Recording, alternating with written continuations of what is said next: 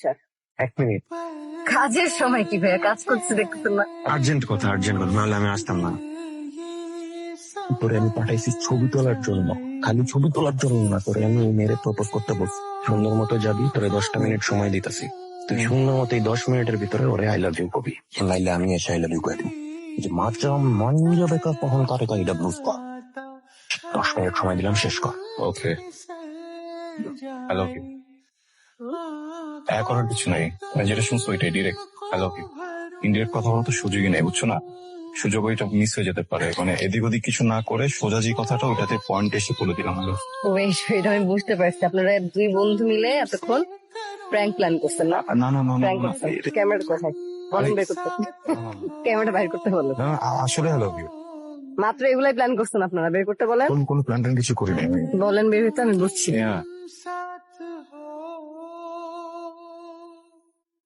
যে ভাই, তোরে আমি 10 মিনিট সময় দিলাম, তুই 2 মিনিটের ভিতরে শেষ করে দিলি। কি কই যাইতেছে? শাড়ি পরতে? রিজেক্ট করে গেল। চেক করছে। তোর কথাটাই আসলে আমার শোনা উচিত হয় না। আমার লাইফে সবচেয়ে বড় ব্যাড বাস তুই। তোর কথা শুনে না আমি মেয়েটাকে প্রপোজ করতাম, না ওই মেয়েটা আমাকে রিজেক্ট করতো, না এরকম একটা সিচুয়েশন আমি পড়তাম। অকওয়ার্ড একটা সিচুয়েশনে পড়ে আছি। আগে তো অ্যাটলিস্ট ও এসে আমাকে একটা প্রশ্ন করতো, আমি ওগুলোর উত্তর দিতাম, দেখতে পারতাম। ফটো তুলতো আমার, দেখতে পারতাম।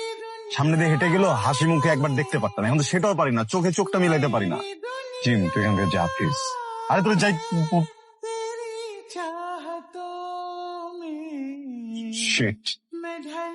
এই বসেন বসেন, কথা আছে আপনার। ভয়ঙ্কর লজ্জা পাচ্ছি আমি। আর আমি এবার ভাবতেছিলাম যে এবার জব প্রপোজালটা একসেপ্ট করেই ফেলবো কিনা। কি একসেপ্ট করে?